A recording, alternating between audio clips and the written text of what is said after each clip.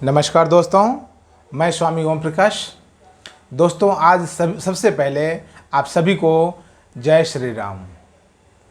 और जय श्री राम इसलिए क्योंकि भगवान राम का मंदिर बनना शुरू हो चुका है। आदरणीय प्रधानमंत्री के कर कमलों द्वारा यह पावन कार्य शुरू हो चुका है। तो आज हम बात करेंगे भगवान श्री राम के ऊपर में। भगवान श्री राम के जीवन को हम सब जानते हैं। रामचरितमानस हो या वाल्मीकि रामायण हो, उसके माध्यम से हम सब भगवान श्री राम के जीवन को जानते हैं। कितना सरल जीवन है भगवान श्री राम का और कितनी मर्यादापूर्ण जीवन। मर्यादा की ऊंचाई को भी छूते हैं और एकदम सरलतम व्यक्ति हैं, बिल्कुल सामान्य से व्यक्ति। शरीर देखिए, बिल्कुल सामान्य सा शरीर, बिल्कुल लगता है ऐसे सकुचाते हैं, लगता है जैसे कि थोड़े से लजाते हुए दिखते हैं। एकदम लगता है बस पलकें बस अधखुली सी हैं, ऐसे घूरने वाले व्यक्ति नहीं हैं। कृष्ण की तरह हमेशा मुस्कुराने वाले भी नहीं हैं, हंसने वाले भी नहीं हैं। भगवान शिव की तरह हमेशा मौन रहने वाले भी ऐसे नहीं हैं। भगवान श्री राम अपने आप में अनोखे व्यक्तित्व हैं, एकदम सरल। माता पिता ने कुछ कहा, मान लिया। ऋषियों ने कहा, मान लिया। सबरी ने कहा, मान लिया। केवट ने कहा, मान लिया।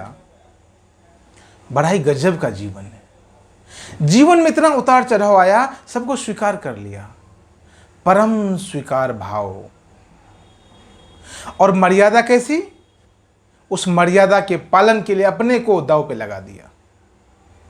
साधु का एक गुण होता है कि अपने लिए कठोरता और दूसरों के लिए उदारता। भगवान राम पर यह बात बिल्कुल 100% सटीक बैठता है। भगवान राम मर्यादा की प्रतिमूर्ति हैं, मर्यादा की पराकाष्ठा पर जीते हैं और इतने सरल हैं, इतने सामान्य से दिखते हैं, इतने सीधे हैं जिनका कोई वर्णन नहीं है। अब ये दो छोर जहां मिलता हो, जिस शरीर में, जिस एक व्यक्ति में मिलता हो, जिस एक व्यक्ति में दिखता हो, उनका नाम है भगवान श्री राम। भगवान शिव उलझे हुए हैं। भगवान शिव का मौन बड़ा खतरनाक है। भगवान शिव ने जो पुस्तक में जो जिक्र किया है, विज्ञान भैरव तंत्र, आप सब जानते होंगे, 112 प्रकार की विधियां बताई है। माँ पार्वती अलग अलग प्रकार से पूछती हैं, लेकिन भगवान शिव जब भी नया उत्तर देते हैं तो नए प्रकार का उत्तर होता है। माँ के समझ से लगता है परे की बात हो रही है, उलझे हुए हैं। भगवान कृष्ण बहुत उलझे हुए हैं, उनकी बात जल्दी किसी को समझ में नहीं आती है। भगवान शिव भगवान कृष्ण को आपने देखा होगा, खड़े भी हैं तो टेढ़े खड़े हैं, बांसुरी भी टेढ़ी, पूरा जीवन टेढ़ा है। टेढ़ा नहीं है, टेढ़ा का मतलब वो पेचीदगियों से भरा हुआ है, इतने सरल नहीं है। भगवान कृष्ण को समझना सबके बस की बात नहीं।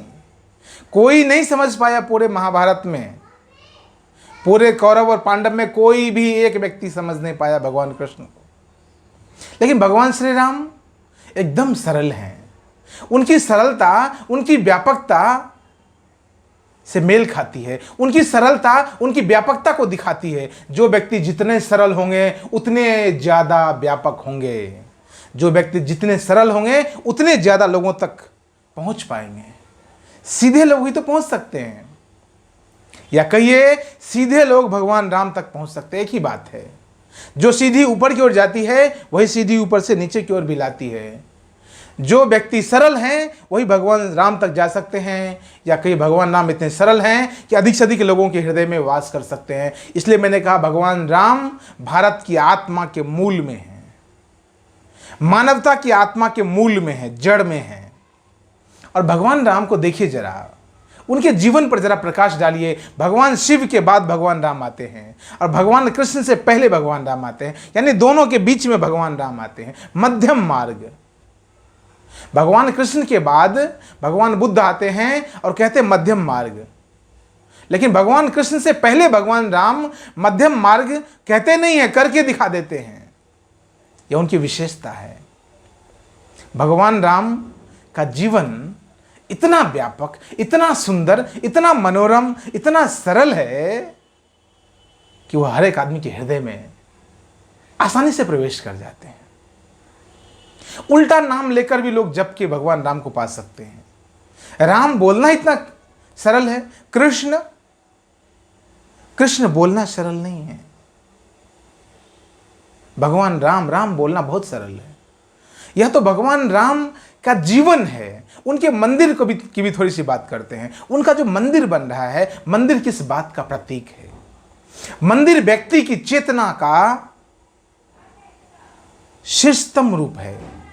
मंदिर जो है व्यक्ति की चेतना को जब ऊर्ध्वगामी होती है, जब ऊपरगामी होती है, जब चेतना ऊपर की ओर जाती है तो मंदिर की तरह हो जाती है। आपने कभी गौर किया होगा कि हमारे साधुओं ने इस प्रकार बैठना क्यों सिखाया था? पद्मासन में रीढ़ की हड्डी को सीधा करके बैठना क्यों सिखाया था? कमर गर्दन को सीधा करके बैठना क्यों सिखाया था? यह जो ध्यान की मुद्रा है, यह जो बैठने का आसन है, पद्मासन बोलते हैं इसको, इस रूप में आप जरा गौर कीजिए तो मनुष्य भी मंदिर की तरह हो जाता है। आपकी चेतना नीचे से लेके जो निम्नगामी थी वह नीचे से मूलाधार से सहस्रार की ओर चली जाती है। आपकी चेतना पूरे शरीर की जो चेतना है, जो कॉन्शसनेस है, जो अवेयरनेस है, वो ऊपर की ओर चलने शुरू हो जाती है। तो मानव नहीं रहता है, महामानव बन जाता है।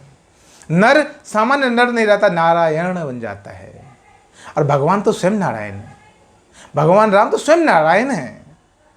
तो मैं कहता हूं भगवान राम और उनका मंदिर अत्यंत आवश्यक है, अनिवार्य है मनुष्य के लिए, संपूर्ण मानवता के लिए। भगवान राम का जीवन दर्शन, भगवान राम का मंदिर अनिवार्य स्थिति है। और आज यह पावन कार्य हुआ है, इसके लिए पूरे देशवासियों को बहुत बहुत बधाई।